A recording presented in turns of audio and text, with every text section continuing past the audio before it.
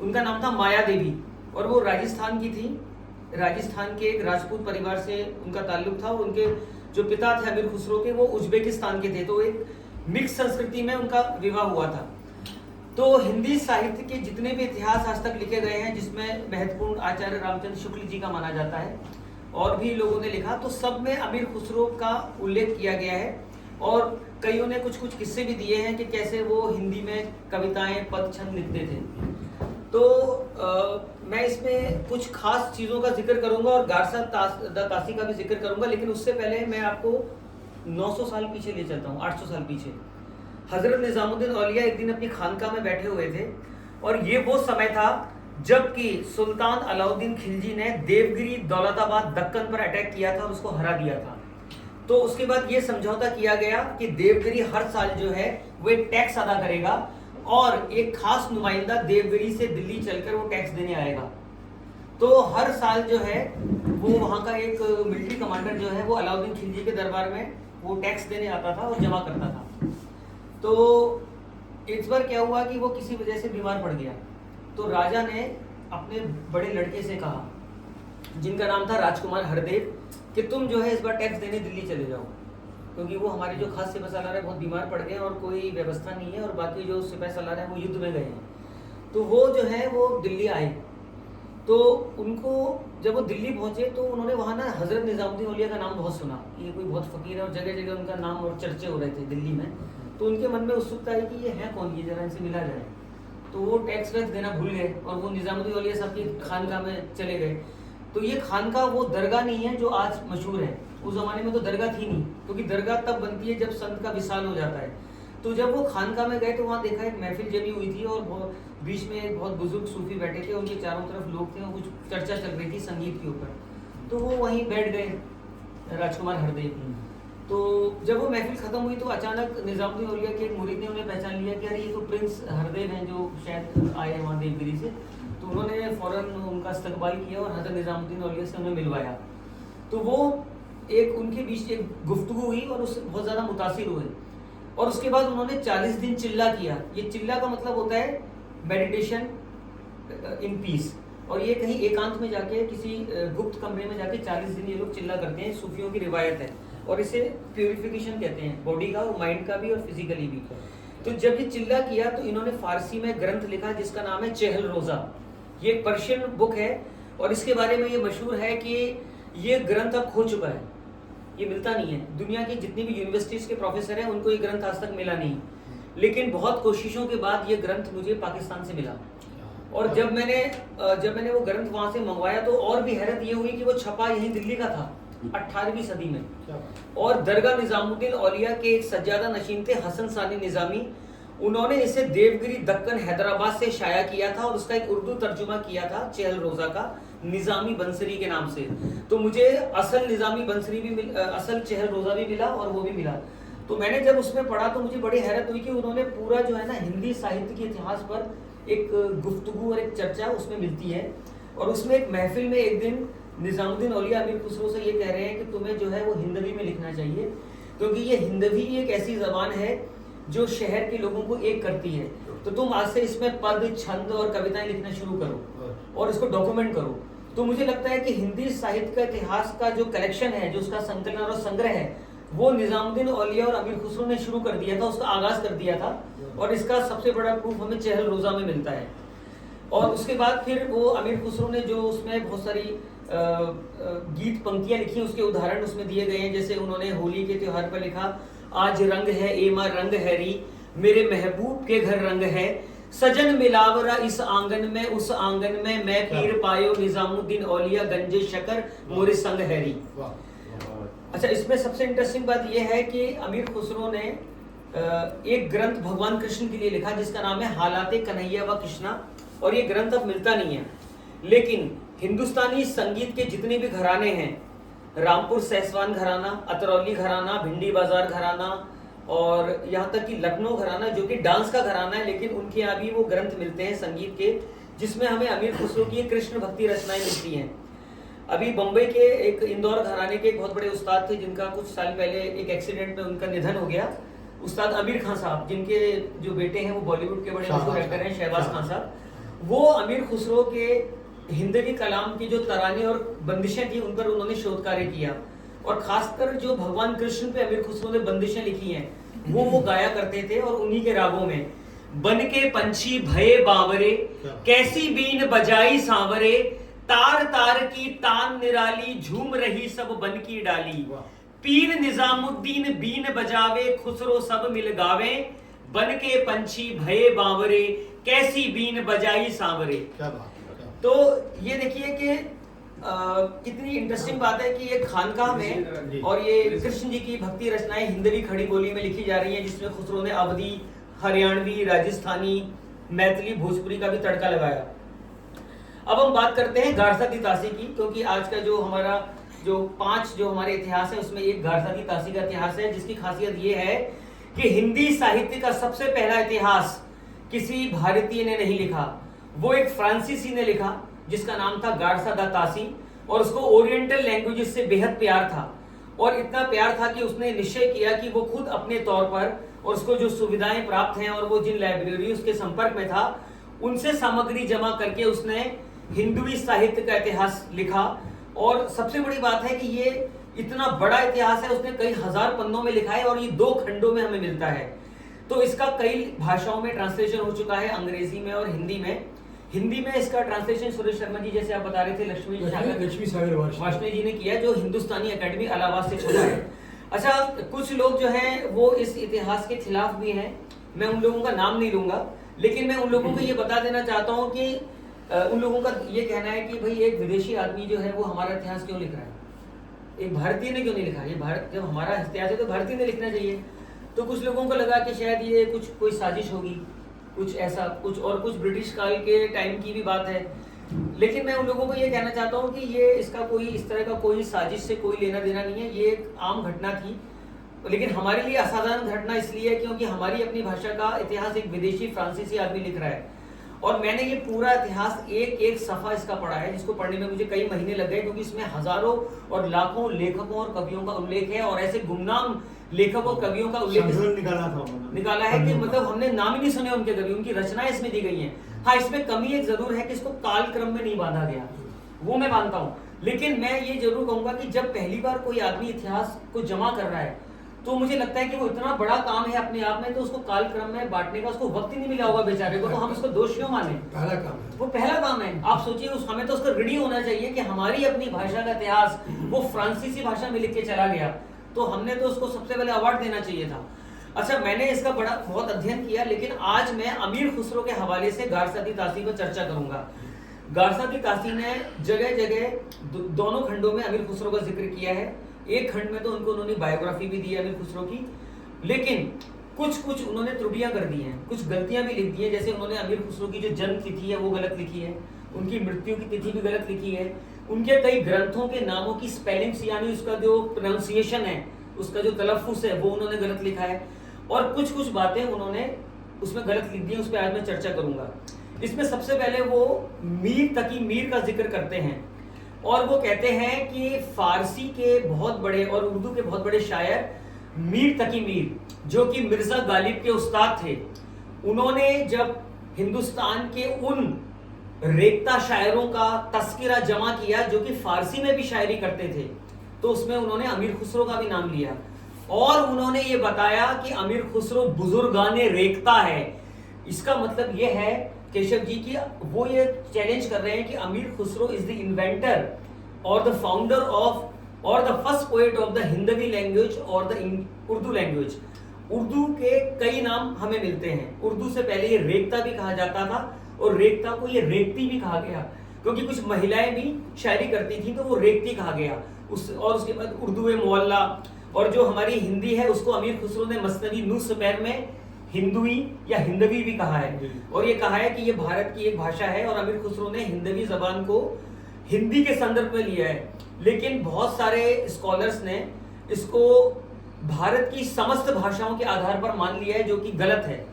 जैसे कि अलीगढ़ यूनिवर्सिटी के हिस्टोरियन हैं इरफान हबीब साहब, उनसे मेरी एक चर्चा में बहस हो गई। उन्होंने कहा कि अमीर खुसरो जब हिंदवी का जिक्र करते हैं तो वो खड़ी बोली हिंदी नहीं है, वो कहते हैं कि हिंदवी का मतलब है हिंदुस्तान की सारी भाषाएं।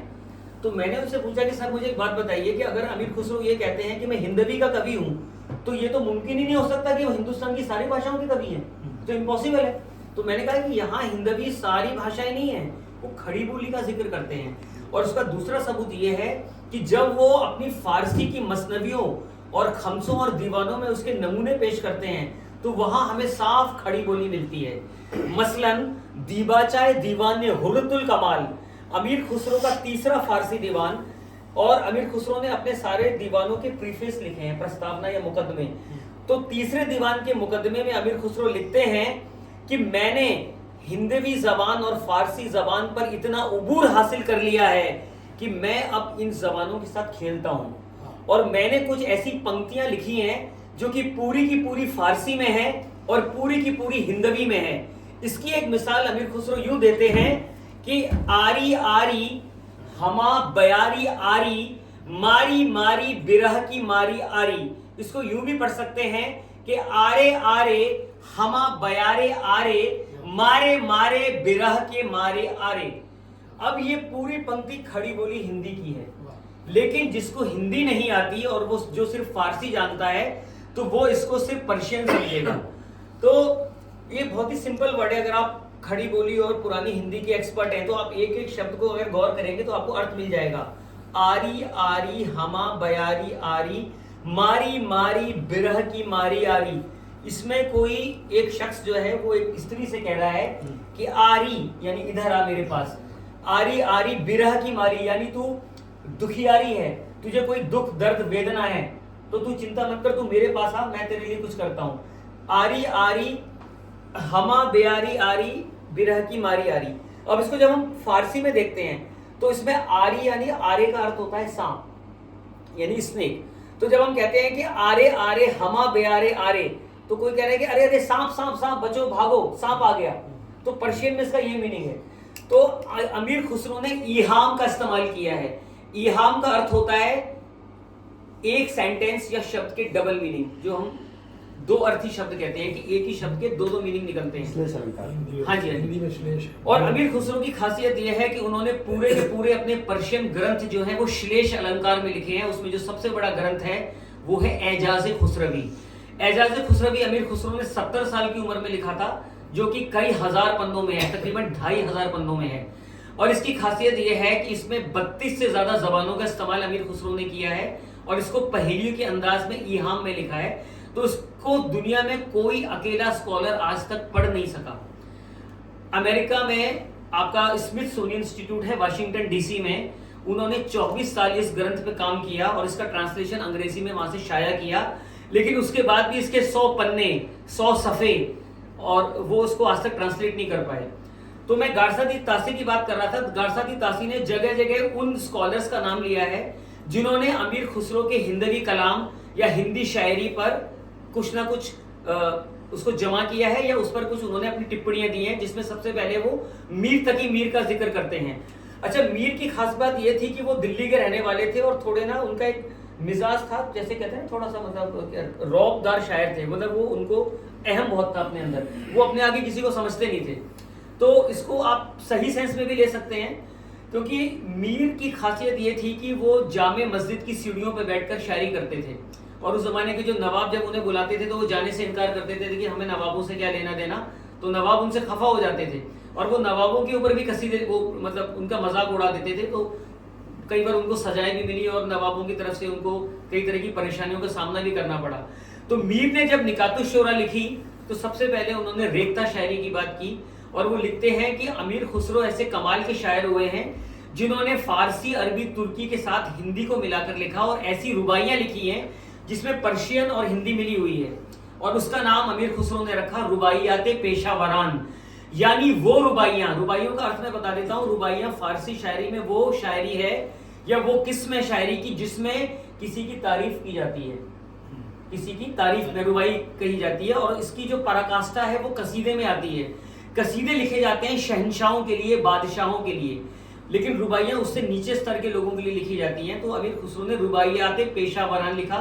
इसके पीछे एक बहुत लंबी कहानी है, वो मैं कभी आपको बाद में बताऊंगा कि इसका जन्म कैसे हुआ, लेकिन शॉर्ट में ये बता देता हूँ कि अमीर खुसरो ने हजरत निजामुद्दीन औलिया के कहने से उन लोगों पर शायरी शुरू की जो समाज में बहुत तिरस्कृत दृष्टि से देखे जाते हैं। जैसे आपके घर में जो सफाई करने वाली, झाड़ू देने वाली नौकरानी आती है, या जो सड़क पे मोची, नाई, धोबी, लोहार, पनिहारन, ग्वालन, मालन, ये सब हम लोग देखते हैं ना, जिनको हम बहुत छोटी नजर से देखते हैं। तो एक दिन हजरत निजामुद्दीन ने अमीर खुसरो से कहा कि इन लोगों को तुम कम ना समझो, क्योंकि अगर ये शहर से निकाल दिए गए तो हमारा जीना दुभर हो जाएगा, तो तुम इन पर शायरी करो। उसके बाद उन्होंने कहा कि ये जो छोटे छोटे कीड़े मकोड़े हैं, मच्छर, मक्खी, खटमल, इन पर भी तुम शायरी करो। तो अमीर खुसरो शायद दुनिया के पहले ऐसे शायर हैं जिन्होंने इन टॉपिक्स पर भी शायरी की है। और अभी जैसे बीच में एक बात चल रही थी कि किसी ने कहा कि भाई दलित साहित्य की शुरुआत अंबेडकर साहब ने की है, लेकिन मुझे लगता है कि उससे हजारों साल पहले दलित साहित्य को जो है वो अमीर खुसरो साहब लिख गए हैं, जब उन्होंने छोटे छोटे जो निम्न कैटेगरी के लोग थे उन पे शायरी की। तो मैं मीर तकी मीर की बात कर रहा था, तो उसका एक एग्जाम्पल देता हूँ कि मीर ने उसमें बहुत सारे एग्जाम्पल कोट किए हैं, और वहीं से बाद में हिंदी साहित्य के लिखने वालों ने वहां से वो चीजें ली हैं।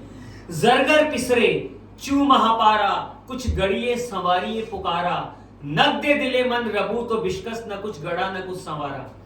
ये अमीर खुसरो ने एक रुबाई कही है, और इस रुबाई में थोड़ा सा जो है एक बड़ा अजीब सा एक थॉट निकल के आता है कि इसमें किसी लड़की की जगह किसी लड़के के हुस्न की तारीफ की गई है, एक मेल की। और मैं आपको बता दूं कि फारसी शायरी में जो है वो जेंडर नहीं होता, उसमें ये नहीं पता लगता कि महबूब मेल है या फीमेल। जरगर पिसरे का मतलब होता है सुनार का बेटा।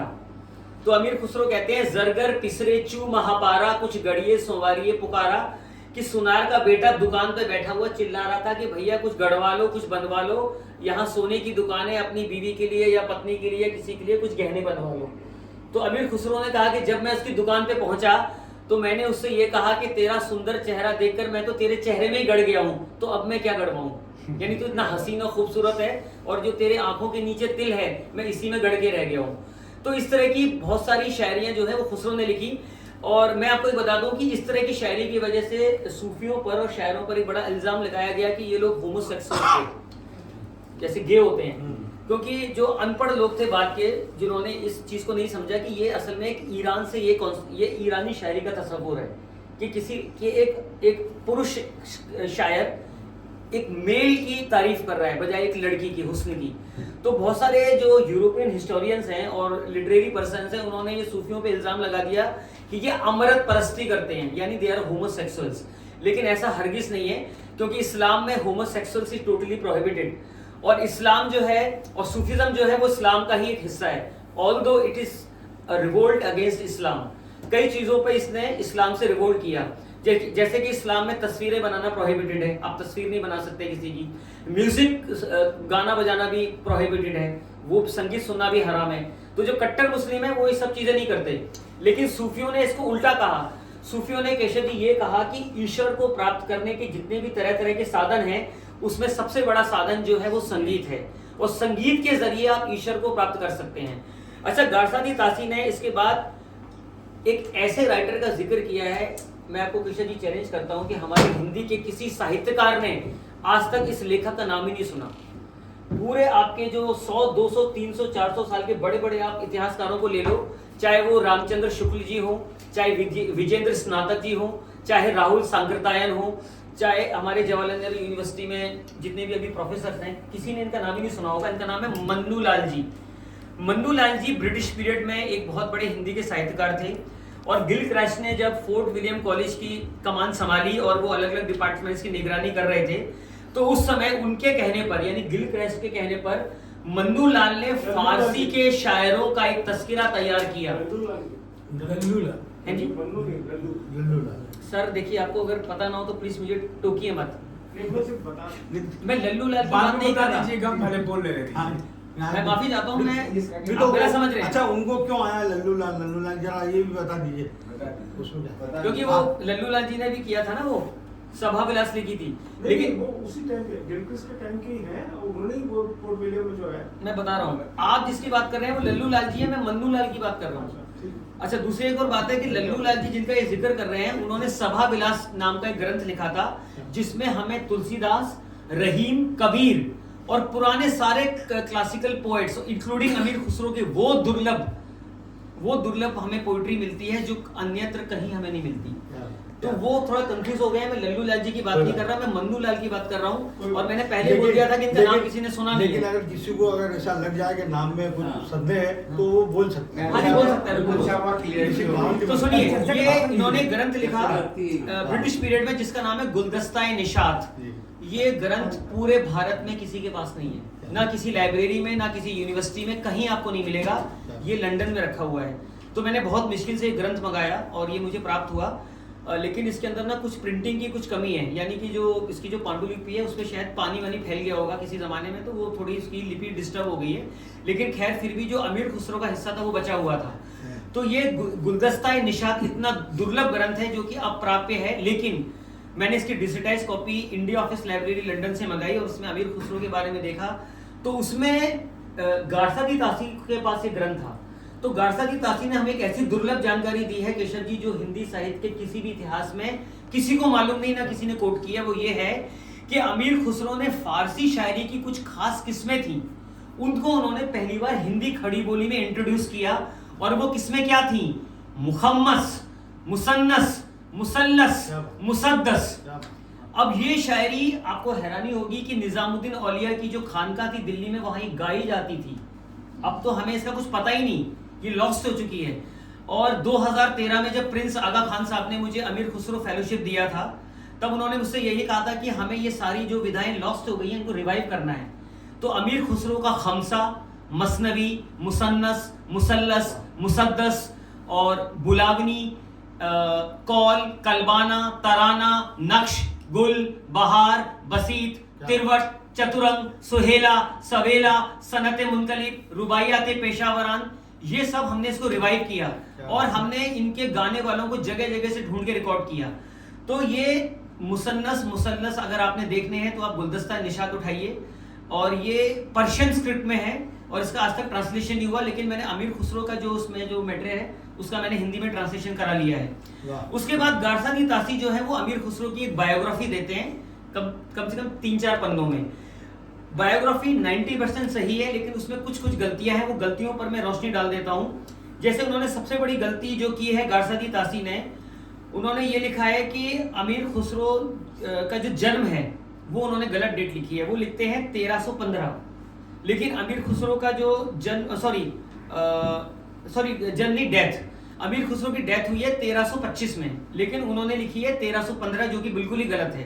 तो ये शायद गारसादी तासी को कहां से मिली मैं वो भी बता देता हूं।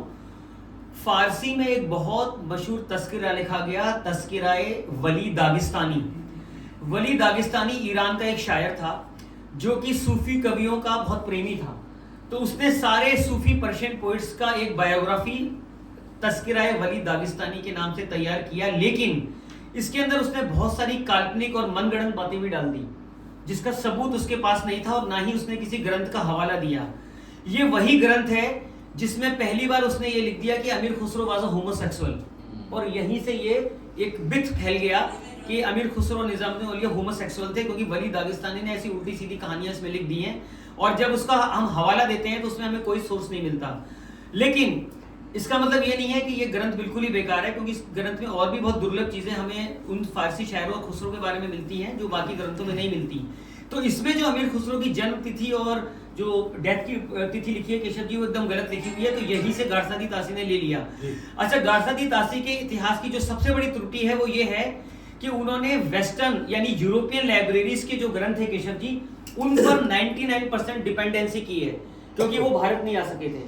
अगर उन्होंने भारत के प्राचीन पुस्तकालयों, कुतुब खानों का अध्ययन किया होता और वहां की लाइब्रेरियों से मैन्युस्क्रिप्ट लिए होते तो शायद वो इस ग्रंथ को और बेहतर लिख पाते। लेकिन इसके बावजूद मैं फिर भी ये कहूंगा कि उनका ये ग्रंथ 90% हमारे काम का है, क्योंकि उसमें ऐसे ऐसे दुर्लभ कवियों और लेखकों का उल्लेख हमें मिलता है जो आज तक हिंदी साहित्य के इतिहास के किसी लेखक को वो कवियों का सामग्री या वो पूरा उनका लिटरेचर मिला ही नहीं। हाँ, बस मैं भी बात खत्म करता हूँ। अच्छा, उसके बाद अरे बहुत लंबा है तो नहीं मैं शॉर्ट में बता रहा हूँ। हाँ 2 मिनट हाँ 2 मिनट में कर लो। अच्छा, इसमें असारुस सनादीद के हवाले से, असारुस सनादीद में बता देता हूँ, ये उर्दू का वो ग्रंथ है जिसमें उर्दू ज़बान और अदब की तारीख लिखी गई है। और उर्दू ज़बान और अदब की पहली तारीख कौन सी है वो भी बता देता हूँ। उसका नाम है आबे हयात। आबे हयात ठीक वैसे ही है जैसे हमारे यहाँ गंगा जल है। तो इस्लाम में या मुसलमानों में जब ये लोग हज करने जाते हैं तो ये आबे जमजम लेके आते हैं, तो उसी को ये आबे हयात भी कहते हैं। तो मोहम्मद हुसैन आज़ाद ने ये निर्णय किया, ये भी ब्रिटिश पीरियड में ही हुआ, कि मैं उर्दू की तारीख लिखता हूँ और उसके सारे कवियों का काव्य संकलित करता हूँ। तो ये भी अमीर खुसरो से ही शुरू होता है और इसमें उन्होंने अमीर खुसरो के बेहद दिलचस्प किस्से, कहानियां और उनके पद छंद वगैरह दिए हैं। तो गारसादी तासी ने इसमें अमीर खुसरो की हिंदी विधाओं का खास तरह से उल्लेख किया है, जो बिल्कुल सही है, कि उन्होंने हिंदी भाषा में निस्बतें, अनमेलियां, कह मुकरनियां, ढकोसले, ये सारी नई नई चीजें विदाएं बनाई और कई प्रकार की पहेलियां बनाई, अंतरलार्पिका, बहिर्लार्पिका, दोहा पहेलियां। अब देखिए ये दोहा पहेली आपने कहीं किसी कवि के यहाँ नहीं सुनी होगी, गिरीश जी दोहे सुने हैं, पहेलियां सुनी है, लेकिन कभी दोहा पहेली नहीं सुनी होगी। ये अमीर खुसरो की खास इजाद है और उसका एक दुर्लभ एग्जाम्पल मैं आपको देता हूं। उज्ज्वल बरन अधीन तन, एक चित्त दो ध्यान, देखत में तो साधु है पर निपट पाप की खान। अब इस पर गौर करिए कि ये पूर्ण रूप से एक दोहा भी है और पूर्ण रूप से एक पहेली भी है, और पहेली का जवाब है सफेद यानी श्वेत बगुला भगत, जो तालाब में एक टांग पर खड़ा होकर मछली पकड़ता है। तो अमीर खुसरो ने यह कहा कि मैंने एक पहेली भी लिखी है, तुम इसका जवाब बूझो, और अगर इसको तुम पहेली ना मानो तो ये एक दोहा है जो हमें एक सीख देता है कि उज्ज्वल बरन अधीन तन। वो कहते हैं कि अक्सर जो हमें उज्ज्वल बरन यानी अच्छे साफ सुथरे कपड़ों में अच्छे खासे लोग दिखते हैं, वो अंदर से बहुत गड़बड़ होते हैं। उज्ज्वल बरन अधीन तन, एक चित्त दो ध्यान, देखत में तो साधु है पर निपट पाप की खान। धन्यवाद।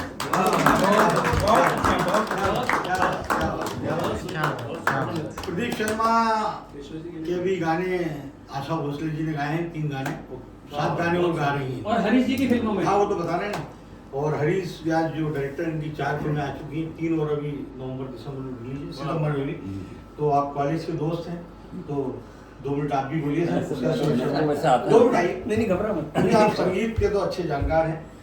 हरीश व्यास जी, जैसा कि मैंने आपको बताया, धन्यवाद। लेखक निर्देशक। एक्चुअली मुझे इतना बोलना नहीं आता और खास तौर पे अब प्रदीप को सुनने आता तो बिल्कुल हिम्मत नहीं है, क्योंकि हम मेरी जो राइटिंग है वो विंडो शॉपिंग की तरह है कि बस बाहर से दुकान से देख लिया, तो अंदर जाके इतना कभी मौका नहीं मिला जितना प्रदीप के पास है। लेकिन मैंने ये जरूर जाना है कि मैंने हमेशा साहित्य से ज़्यादा भाषा को बहुत समझा है, मतलब, और भाषा को मैंने चेंज होते हुए भी देखा है, और ये अक्सर होती है, और जिस हम समकालीन में चल रहे होते हैं उस वक्त वैसी भाषा होती है। और मैंने देखा कि फिल्मों के अंदर भी उसका चेंज देखा। जैसे पहले पारसी का बड़ा प्रभाव था, तो एक तरह से डायलॉग्स पे जो शराब मोदी साहब के डायलॉग से डायलॉग फॉर्म में ज़्यादा फिल्मों में बात कही जाती थी। फिर धीरे राइटर चीज़ में थोड़ा सा उसके अंदर थोड़ी और सरलता आई, और मुझे लगता है कि दिल चाहता जब एक फिल्म आई थी उसके अंदर एक बड़ी आम बोल भाषा शुरू हो गई फिल्मों के अंदर, कि जैसे हम आपस में बात करते हैं, डायलॉग वाली जो फॉर्म थी वो विधा हट गई, तो उससे शायद और नेचुरल लगने लगी और रियलिस्टिक फॉर्म में आ गई।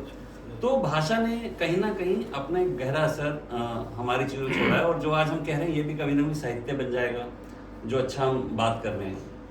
तो मुझे लगता है कि, और दूसरी बात कि मैंने जितना भी पढ़ा, और ये बड़ा अलग सा किस्सा है, मुझे बताने में खुशी भी होगी कि अमीर खुसरो का भी जिक्र हुआ, और मैं तो मानता हूँ कि प्रदीप के पास शायद खुसरो जो हैं उन्होंने शायद प्रदीप शर्मा को चुना।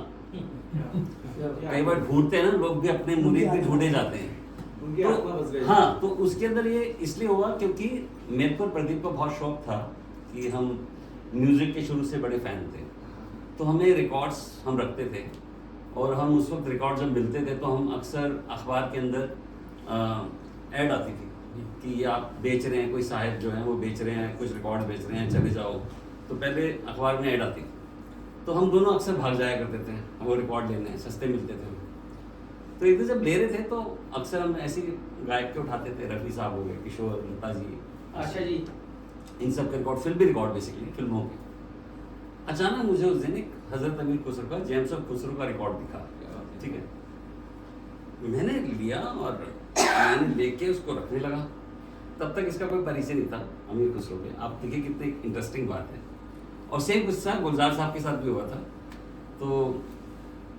तो क्यों गुलजार साहब की लाइब्रेरी में पढ़ने जाया करते दिल्ली के अंदर, तो कहते हैं कि गलती से किसी ने, उन्होंने कहा मैं छोटी किताब पढ़ लेता हूँ जल्दी, तो मेरे को मोटी किताब दो। तो उसने फिर गालिब साहब का दीवान दे दिया था कि भाई टाइम लगाएगा, इसको ही दे दो। तो गुलजार साहब ने गालिब का दीवान पढ़ा और उसके बाद वो कायल हो गए और वो राइटिंग में उसकी तरफ बढ़ गए। तो ऐसे ये हुआ कि जब मैंने अमित खुसरो का रिकॉर्ड लिया तो उसने बोला क्या ले रहा है, कौन है? सोचो अभी जो इतना सब पूरा भरा पड़ा है, उस वक्त इसने मुझे बोला क्या ले रहा है, ये क्यों ले रहा है, वो लेना है। मैंने कहा नहीं ठीक है, मिल रहा है, वो सस्ता भी दे रहे हैं, 35-40 रुपये पड़े, ले लेते हैं। अरे पता नहीं कैसा हुआ कैसा नहीं, रहने दे। मैं कहा नहीं ले लेते हैं यार, ले लेते हैं। मैं लेके आ गया घर पे और मैंने सुना मुरली मनोज जोशी का था ना म्यूजिक, हाँ उसमें एचएमवी के ना जो James of house music composer थे मुरली मनोज स्वरूप, उन्होंने मुरली मनोज स्वरूप। और क्या गाने थे उसके अंदर, मतलब उसमें जसराज जी ने भी गाया, मुकेश साहब ने भी गाया और कंकना बनर्जी, हाँ कंकना बनर्जी, शंकर शंभू कव्वाल। तो वो मैंने रिकॉर्ड सुना और पता नहीं मुझे बड़ा ही पसंद आया और मैं उसके साथ जुड़ गया। इतना जुड़ा कि वो मैंने रिकॉर्ड सुनता हुआ पागल हो गया। मैंने कहा ये अलग तरह का एकदम अलग ही कुछ रूहानी म्यूजिक है। और ये मुझे आया कह रहा कैसा रहा रिकॉर्ड, कैसा था? मैंने कहा वो रिकॉर्ड बहुत बड़ा भाई साहब, मैं तो पागल हो गया सुन के। मैं कहा अच्छा हमने ले लिया। कह रहा मेरे को दे, मैं सुनता हूँ घर जाके। तो मैं इसको ले गया, इसको ये ले गया। उस दिन के बाद आप यकीन मानेगा, इसको वो लो लग गई, मतलब लो लगना होता है ना जिसे कहते हैं लो लगना, वो लो लगी इसको उस रिकॉर्ड से। और उसके बाद में ये पागल ही हो गया, मतलब इसने सब तरह का कलेक्शन, मतलब मेरे सामने इसके अंदर जुझारूपन है, मतलब हम दोनों स्केचिंग करते थे। अच्छा, तो ये आदत इनकी आपके कारण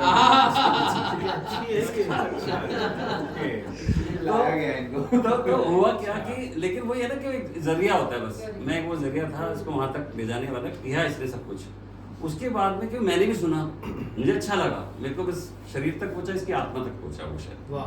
और ये जो इसको उन्होंने इसको पकड़ लिया कि भाई अब तू करेगा मेरा जो भी करना है। और उसके बाद में इसने वो कलेक्शन शुरू कर दिया। पहले तो रिकॉर्ड्स ही कलेक्ट करता था उनके, अलग अलग तरह के इंस्ट्रूमेंटल सब कुछ, पता नहीं कहाँ से रिकॉर्ड ही ढूंढना शुरू किया। इसके लिए जुझारूपन है। हम ये जब हम कार्टून्स वगैरह करते थे, कैरिकेचर्स करते थे, आई थिंक हिंदुस्तान टाइम्स के लिए हम करते थे, ये मुझे लिख गया था कि वहाँ पे चल मैं भी करता हूँ कार्टून, तू भी करता हूँ। मैं स्केचिंग करता था तो हम दोनों जाते थे, 150 रुपये एक स्केच के मिल जाते थे हमें। तो ये घुस जाता था, ये डरता नहीं था कभी भी। हम होते ना मीटिंग टाइम मिल जाए, कुछ हो जाए, ये फट दबाए के अंदर। तो मैं क्या तुझे पूछ तो ले, तो इसकी आदत ये रही है शुरू से, वो अभी तक घुस जाता है। अब वो जाने भी नहीं वाली, किसी में घुस जाता है। वो कभी जाने ही नहीं वाली वो। और ये इसका है स्टाइल है, जैसे अभी इन्होंने सर ने बोला तो एकदम फट से बोल पड़ेगा, इसको कोई अंदर से कोई भाव नहीं होगा वैसा, लेकिन ये एकदम बोल पड़ेगा। तो इसका एक अंदर से इसका एक है वो बच्चा, तो ये घुस जाता था। तो अब जब ये ढूंढने लगा रिकॉर्ड, तो इसने रिकॉर्ड ढूंढे, फिर इसने पता नहीं कहाँ का, तजाकिस्तान, पाकिस्तान, सब जगह इसने लिख डाले, लेटर वेटर करके, वहाँ से किताबें आने लगी, वहाँ से सब कुछ आने लगा। और एक टाइम में इसके पास इंडिया का सबसे ज़्यादा कलेक्शन ऑफ अमीर खुसरो इनके पास हो गया। तो मुझे लग रहा है कि वर्ल्ड का, तो आप देखो वर्ल्ड का इसके पास है आज की डेट में, मतलब जो बहुत बड़ी अच्छी बात है। तो अपने आप में इन्होंने जो सजवाया है प्रदीप ने, वो और अच्छा है कि मैं इसको जानता हूँ। और शायद हम इतना वो नहीं करते, हमारे दोस्त होते हैं ना, उनको हम ऐसे ही समझते हैं ना, थोड़ा सा गाली देते हैं, बोल भी देते हैं कुछ भी। लेकिन आने वाले समय में मुझे लगता है कि ये अपने आप में एक इतिहासकार के रूप में, एक साहित्यकार के रूप में, जो आज हम चर्चा करें, कभी शायद प्रदीप शर्मा खुसरो की होगी, ये मुझे बुराई होगी। Thank you so much. और हाँ, एक चीज़ मैं बताता हूँ कि मैंने जब अपनी फिल्में बनाई तो मैंने हजरत अमीर खुसरो का जो हमने रिकॉर्ड सुना था, मैंने 2 गाने उसके वो उसी कोल रखा मैंने उस फिल्म के अंदर, आज रंग है, जी मां रंग। उसके अंदर बस एक चीज़ थी मुझे कि उसके अंदर पैर पैगंबर जी के बड़े सारे नाम थे, फिल्म के साथ वो जस्टिफाइड नहीं कर रहे थे मुझे। तो मैं पीर पायो, तो मैंने कहा रिहानी चाहिए, तो मैंने कहा कि मुझे गाना ना स्टैंजा अलग रखने हैं सिचुएशन के हिसाब से। अब ये भी बड़ी कला है कि हम उनका उठा रहे हैं, हजरत खुसरो साहब को उठा रहे हैं, अमीर खुसरो जी का उठा रहे हैं, और रंग उठा रहे हैं उनका, और उसको चेंज कर रहे हैं। ये बहुत बड़ा चैलेंज है ना कि आप छेड़छाड़ कर रहे हो उसके हाथ में। इतनी सिंसियरिटी हमारे अंदर थी कि इसको गलत नहीं होना चाहिए एटलीस्ट। तो मैंने योगेश जी राइटर हुआ करते थे, उनके मेरे योगेश जी बहुत अच्छे, और वो बड़ा बच्चे की तरह हमें प्यार करते थे। तो मैंने उनको बोला, मैं कहा योगी दा ये आप करो काम। योगी दा कह रहे यार मैं कैसे कर सकता हूँ? मैंने कहा सिर्फ आप भी कर सकते हो उस वक्त। मैं कहा आप कर सकते हो, ये कर सकता है प्रदीप, वो दिल्ली बैठा हुआ है। तो मैंने कहा आप करो। तो वो जो गाना फिल्म का है आज रंग है, अंग्रेजी में कहते का है, वो गाना जो है स्टार्ट वहाँ से होता है, एक स्टेंजा वही है और बाकी एक स्टेंजा जो है वो योगेश जी ने लिखा। और वो इतना उन्होंने अच्छा लिखा कि वो इतना मर्ज हो गया कि पता नहीं चलता वो कौन सा लिखा। और उसी फिल्म का एक और गाना था जो विदाई जो गाना था शादी का, मुझे वो भी अमिर खुसरो के हिसाब से चाहिए था, तो वो मैंने प्रदीप को दिया कि मैंने कहा प्रदीप आप लिरिक्स करो, तो उसका पहला लिरिक्स भी वही हुआ और इसने बड़ा अच्छा गाना लिखा था, बहुत ही अच्छा गाना लिखा मोरे था। बनने की मेहंदी लगा दे सकी, कब से सोना कटोरा कटोरा में घोले खड़ी, तो ये उसका राइटिंग था। तो मैंने तब खुसरो साहब को वहाँ यूज़ किया और ये मैंने डेथ सीक्वेंस था हमारा पंकज त्रिपाठी की लाइफ मरती है, वहाँ पे हमने अमीर खुसरो जी का यूज़ किया। और उसके बाद में अभी जो मैंने कार्य हरिओम, अब मैं कबीर साहब को उसमें 2 गीत कबीर के आ रहे हैं उसमें जो रणवीर यादव जी ने गाए हैं। तो मेरा कोशिश ये रहती है कि कम से कम हम और कुछ नहीं कर रहे, एटलीस्ट जो जनरेशन उनके गीत देखें और उनके चीज़ें सुन सकें, तो ये काफ़ी होगा।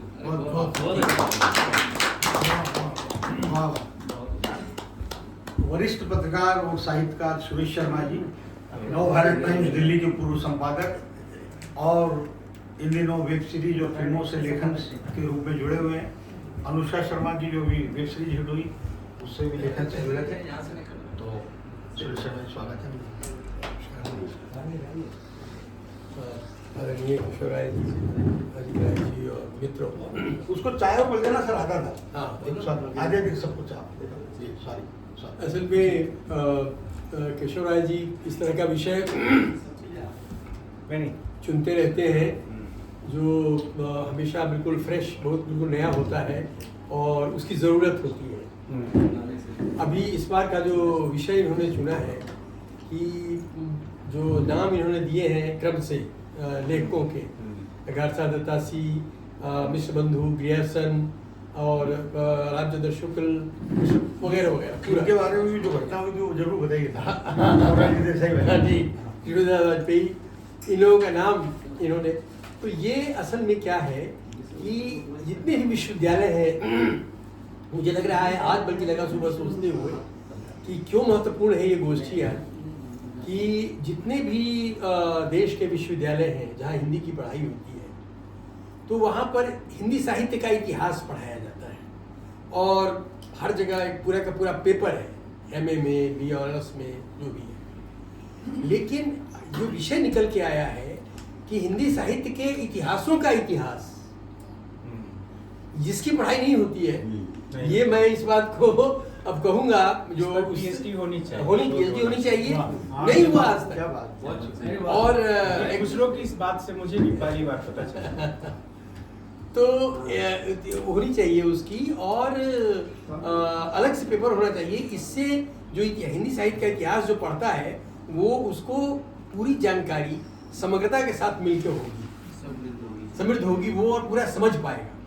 हालांकि जो हिंदी साहित्य का इतिहास या साहित्य का इतिहास है, उस पर जवाहरलाल नेहरू विश्वविद्यालय में और अन्य जगहों में प्रोफेसर नामवर सिंह और अन्य लोगों ने एक बहुत बड़ी बहस चलाई थी कि साहित्य का इतिहास हो सकता है क्या, क्योंकि इतिहास एक विधा है, एक जनर है, जिसमें घटना के आधार पर चीज़ों के बारे में विवरण दिया जाता है। साहित्य में क्या घटना होती है? साहित्य में तो विचार व्यक्त होते हैं, भावना व्यक्त होती है, तो इसका कैसे इतिहास हो सकता है? प्रेम की कविता जो है वो 1000 साल पहले भी है और आज भी है, ऐसा तो है नहीं कि, तो इस तरह से। लेकिन बाद में ये हुआ कि अगर समाज के इतिहास के साथ जोड़कर साहित्य के इतिहास को अगर आप देखेंगे तो आपको सही ढंग से इतिहास भी लिख सकेंगे और इतिहास भी ठीक से सामने आएगा। ये निष्कर्ष में पहुँचे थे वो, और इसको आधार बनाकर मैं ये देख रहा हूँ कि जो हिंदी साहित्य का इतिहास जो लिखने की शुरुआत हुई है वो बहुत लंबा नहीं है। सबसे हुआ ये कि 1826 में जब पहला अखबार निकला, उदंत मार्तंड, युगल किशोर शुक्ल ने कानपुर से वो अखबार निकाला, तो उसमें एक एडिटोरियल छपा है उसका। उसमें वो कहते हैं कि भाई साहित्य की इतनी चीज़ें हम लेने के लिए लोग कह रहे हैं, और कविता भी लोग लिख रहे हैं, कहानियाँ भी आ रही हैं, इस तरह की चीज़ें, नाटक, कहानियाँ तो नहीं थी, नाटक। तो इसका क्या इतिहास है, क्या चीज़ है, ये भी तो हमको जानना चाहिए। गारसा द तासी फ्रांस में थे और वो बहुत टच में थे भारत में, जो कुछ छप रहा था, जो कुछ हो रहा था। और एशियाटिक सोसाइटी एक वहाँ पर बनाई गई थी जिसके वो सदस्य थे और उससे जुड़े हुए थे। उनके दिमाग में इस एडिटोरियल और इससे ये बात आई कि अच्छा, तो भारत में जो कुछ लिखा जा रहा है, जो कुछ इतना समृद्ध देश है, तो कुछ नहीं है। तो उन्होंने चीज़ों को इकट्ठा करना शुरू किया, गारसा द तासी ने। और गारसा द तासी जो थे वो फ्रांस में के थे और गारसा उनके पिता का सरनेम है और तासी उनके माँ का सरनेम है।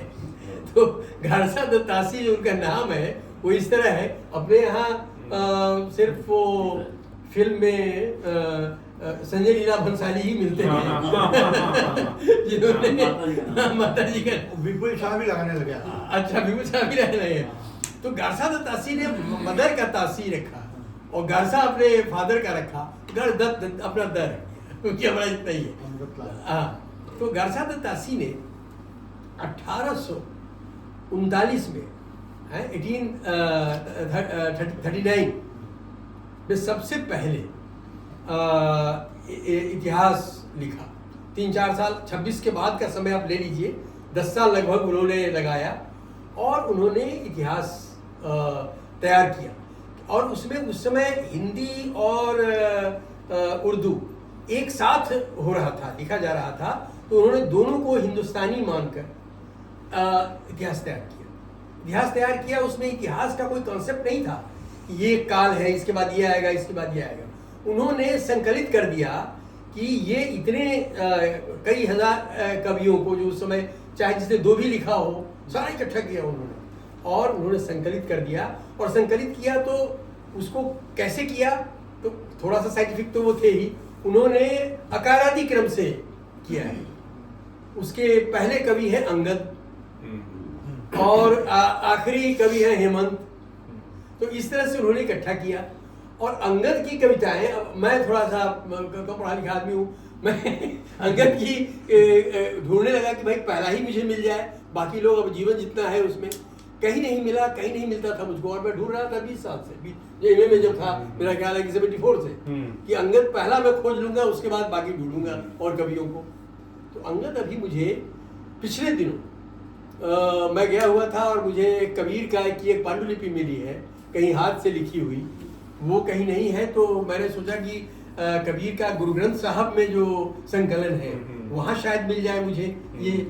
तो गुरु ग्रंथ साहब मैं लेके आया, वो देवनागरी में निकल गया है वो जो भी है, उसमें मुझे कवि अंगद मिल गए। तो उस समय जो इतने वर्षों बाद बड़े मुश्किल से मिले, अचानक सड़क पर मिल गए। तो इस तरह से कितना उन्होंने खोजा होगा गारसा द तासी ने।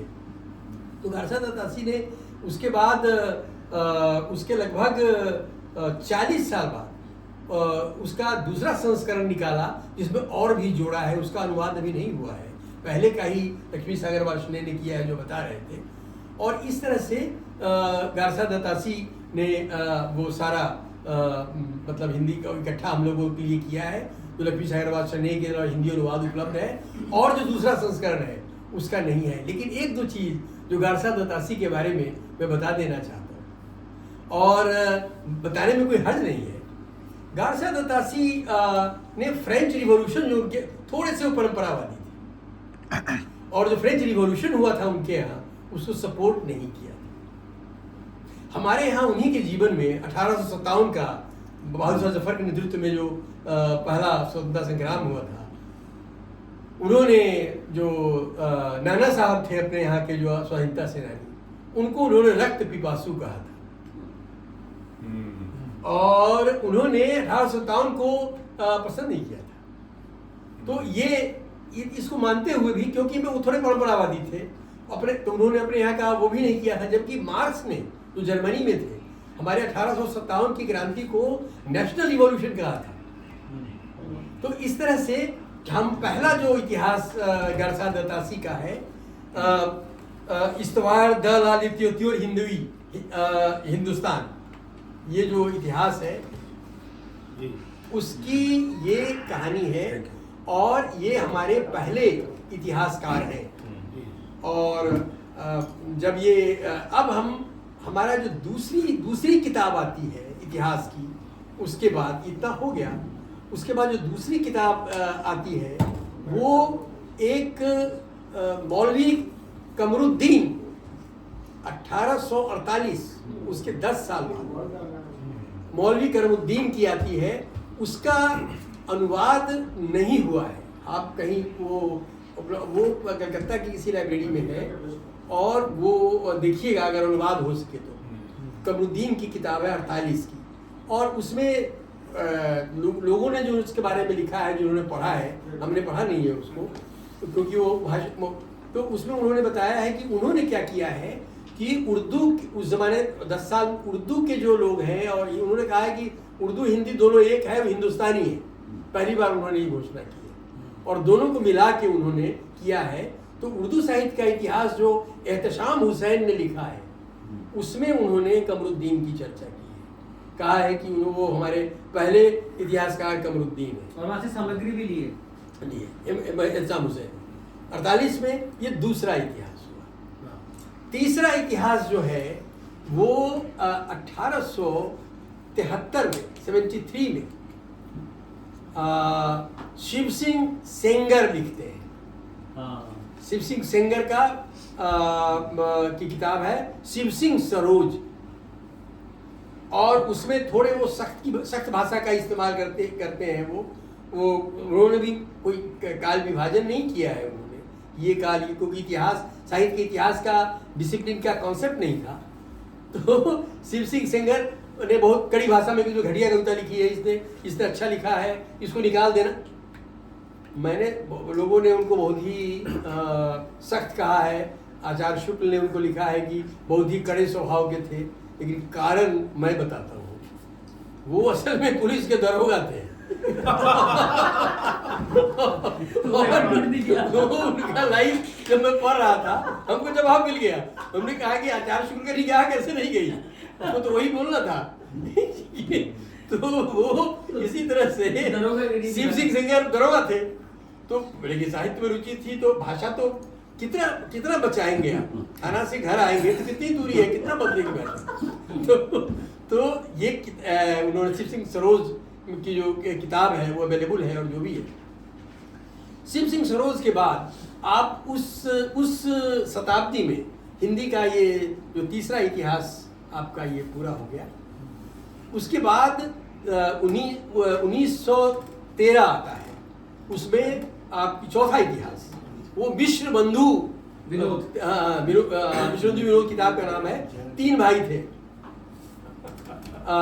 गणेश बिहारी मिश्र, श्याम बिहारी मिश्र और सुखदेव बिहारी मिश्र, ये 3 भाई थे।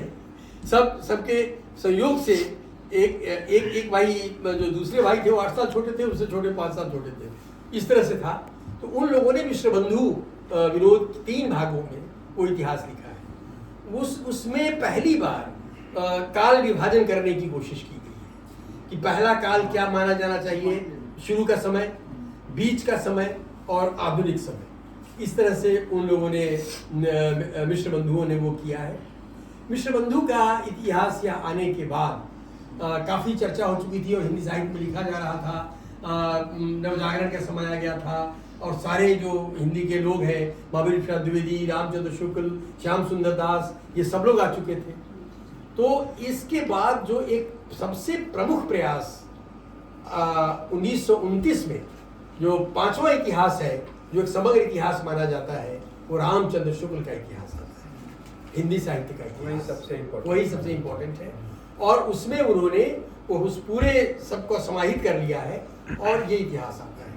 लेकिन चूंकि वो पहला इतिहास था, इसलिए उसमें थोड़ा विस्तार की जरूरत थी। एक आदमी के जीवन में कितने साल उनकी वो आचार्य शुक्ल भी 54-55 साल का ही जीवन उनको मिला, लंबा नहीं हुआ। उसके बाद 29 के बाद 1938 में राम कुमार वर्मा ने हिंदी साहित्य का आलोचनात्मक इतिहास लिखा, छठा, उसमें समीक्षा ज़्यादा है। उसके बाद जो मेजर काम होता है वो है हजारी प्रसाद द्विवेदी का 1940 में हिंदी साहित्य की भूमिका लिखते हैं, बहुत खोज के बाद। हिंदी साहित्य की भूमिका के बाद उन्होंने 53 में हिंदी साहित्य का आदिकाल लिखा, ये जो शुरुआती समय की चीज़ों को किया। और अंतिम जो उन्होंने मेजर किताब है और जिसमें सारी चीज़ों का समाहार हो गया है, 8वां किताब है, वह है हिंदी साहित्य उद्भव और विकास। ये ललित द्विवेदी किताब है। और इस तरह से आप एक क्रम से यहाँ तक एक इसको क्लासिक इतिहास का कह सकते हैं ये सब। इसके बाद काफ़ी तरह के लोग आए, विचारधारा आई और अनेक तरह के इतिहास जो है वो लिखे गए हैं। उसमें आप नाम ले सकते हैं गणपति चंद्र गुप्त। गणपति चंद्र गुप्त ने हिंदी साहित्य का इतिहास लिखा है, वैज्ञानिक इतिहास उसका नाम। उसमें उन्होंने हिंदी साहित्य का जो इन लोगों ने जो कुछ लिखा है जरूर पढ़ना चाहिए। काफ़ी खंडन है इन लोगों का, काफ़ी इन लोगों का वो है। और मैं तो एक बार काफ़ी पहले उनसे मिल चुका हूँ जवाहरलाल नेहरू विश्वविद्यालय में। अभी वो जिंदा है 95 साल के और साईं बाबा के भक्त हो गए हैं। तो वो कुछ करते रहते हैं वहाँ पर, चंडीगढ़ में है कहीं है वो। एक बार उनको बुझाइए किशन जी बिल्कुल उनको। तो गणपति चंद्र गुप्त की किताब आई, उसके बाद राम स्वरूप चतुर्वेदी की किताब आई, उसके बाद आपको बच्चन सिंह की किताब आई। और इस तरह से अब इन सब के समानांतर ये इतिहास की बात खत्म कर रहा हूँ क्योंकि अब ये इतिहास हमारा इतिहास का इतिहास यही है। इसके पैरेलल जो साहित्य है वो सिर्फ साहित्य ही नहीं है, वो भाषा भी महत्वपूर्ण है। भाषा का भी इतिहास जो है, आपकी भाषा जो आप देखिए कि भारतेंदु हरिश्चंद्र की जो भाषा है वो जिस तरह से अवधी और वो सब मिश्रित आपको भाषा मिलेगी। धीरे धीरे उसका खड़ी बोली का कैसे विकास हुआ है और कैसे मानकीकरण हुआ है, उसके एकमात्र मानदंड जो है वो किशोरी दास वाजपेयी। हिंदी शब्दानुशासन जरूर पढ़ा जाना चाहिए। हिंदी शब्दानुशासन में उन्होंने एक तो भाषा का इतिहास, साहित्य का इतिहास अलग है और भाषा का इतिहास अलग है। भाषा का इतिहास का काम किया है उन्होंने। और आज हम साहित्य के इतिहास के साथ ही इस भाषा के इतिहास के लिए भी सजग हो रहे हैं, जो किशोरी दास वाजपेयी ने किया है, रामचंद्र वर्मा ने किया है। अब आज कंप्यूटर के युग में जो नियम उन्होंने बनाए हैं, जैसे आप 15 लिखते हैं तो प के बाद आधा न लिखें या ऊपर बिंदी दें, ये समस्या रहती। इसका समाधान किया है किशोरी दास वाजपेयी ने। और क्यों? अब क्योंकि कंप्यूटर है और ये इस पर हम ऑनलाइन सारा काम करते हैं तो बहुत मानना संभव नहीं है। कई बार वो उसमें है नहीं हमारे पास। और ये संभव नहीं है, नोवार्ट टाइम्स ने शुरू किया सबसे पहले हम नोवार्ट लोग टाइम्स हाँ। को हटा दिया सब हटा दिया, हाँ। तो वो असल में प्रभात जी कहते थे ना कि भाषा को आप हम लोग बांध के नहीं रख सकते। एक बार उन्होंने कम से कम लिखा, कम से कम को कम से कम हमने, मैं यूनियन पेज पर मैं था, मैं उसको ऐसे गोल चिन्ह लगा के उनके यूनियन में पहुंच गया उनके पास। और मैं को अपन लिखा, अपन तो वो मालवा में बोलते हैं अपन ये चाहते हैं उन्होंने प्रभात जी, प्रभात जोशी जी। तो मैं घेर के ले गया भाई, संपादक में था मैं वहां पर। उनके संपादक थे तो क्या मतलब, उन्होंने प्रभात जी ने निर्भय रहना सिखाया था। हमने कहा कि ये इसको ठीक कर देता हूँ तो कहा कि कर दीजिए ठीक, लेकिन एक बात मैं आपको कहता हूँ, अगर उसको मानते हो तो आप ठीक मत कीजिए, नहीं क्योंकि अब आपके हाथ में है, अब आप संपादक हैं, मैं तो लिखने वाला था। तो उन्होंने कहा कि देखो, आज भाषा को आप बांध नहीं पाओगे, भाषा बहता नीर। जो लोग बोलते हैं, भाषा अंत में अपना रूप वही बनाती है। तो हम बोलते हैं कम से कम, मालवी का बहुत तो जो लोग बोलते हैं, फिर हम भवानी प्रसाद मिश्र की एक कविता सुनाई कि जिस तरह मैं बोलता हूँ उस तरह तू लिख, और उसके बाद मुझसे बड़ा तू दिख। तो हमें गांठ बांध दी। जब यहाँ पर जो हिंदी के लेखकों के, साहित्यकारों के और विद्वानों के बीच बैठता था तो अपने इस ज्ञान का कभी मैं उपयोग नहीं करता था, क्योंकि वहां से निकाल दिए जाने का खतरा था। नामवर जी कभी नहीं सुनते। और जब अपनी जगह मैं अपनी पत्रकारिता में था तो वो जम के कहते थे कि कम से कम लिखेंगे। क्या बात है। तो इस तरह से भाषा का इतिहास गुरुनानक जी ने किया। और ये जो मैंने हिंदी साहित्य के इतिहासों का इतिहास जो बताया, इस पर एक किताब की जरूरत है, इस पर शोध की जरूरत है, जैसा कि ये कह रहे थे। और एक नई शुरुआत हम लोग यहाँ से कर रहे हैं। मेरे जीवन में इतना 20 साल नहीं है कि मैं हिंदी साहित्य के इतिहासों का इतिहास लिखूं। आप लिखिए, हम साथ में आपके गिरीश जी बैठे हैं यहाँ पे, साथ में आप लिखते हैं। वेदों की रचना होती थी ना, कुछ आप लिख लीजिए, उसको पढ़ के आगे बढ़ाएंगे, ऐसे करके 4-5 लोग आप लिखेंगे। करेंगे तो बिल्कुल साथ में तो इस तरह से इतिहासों का इतिहास आज तक हुआ है। और एक बार हम लोग जो इतिहासों का काल विभाजन हुआ है कि कैसे कैसे विद्वानों ने इतिहास में सबने अलग अलग काल विभाजन किया है, उसमें भी चर्चा करेंगे कि आदिकाल है 1050 से 1775 तक, इसमें आदिकाल है बताते हैं। इसमें वीर काव्य लिखा गया है, क्योंकि उसमें आक्रमण हो रहे थे, लोग जवाब दे रहे थे, तो वीर काल, वीर गाथा काल कहते हैं। उसके बाद 1375 से 1700 तक मध्यकाल है, भक्ति काल। हाँ, उसको भक्ति काल कहते हैं, जिसमें कि श्रृंगार भक्ति काल में 2 तरह की कविताएं हैं। निर्गुण काव्य है कबीर का, और सगुण काव्य है तुलसी का। जो 1700 श्रृंगार भी है। और 17वीं शताब्दी आ गई, 17वीं से 19वीं तक रीति काल, हाँ, वो श्रृंगार काव्य है, वो उसकी चर्चा होती है। और 19वीं शताब्दी के बाद आधुनिक काल आ जाता है। तो इस सब की चर्चा भी हम लोग करेंगे। और इस तरह से ये हिंदी साहित्य के इतिहासों का इतिहास है, ये हिंदी साहित्य का इतिहास है, भाषा का इतिहास है। बहुत बहुत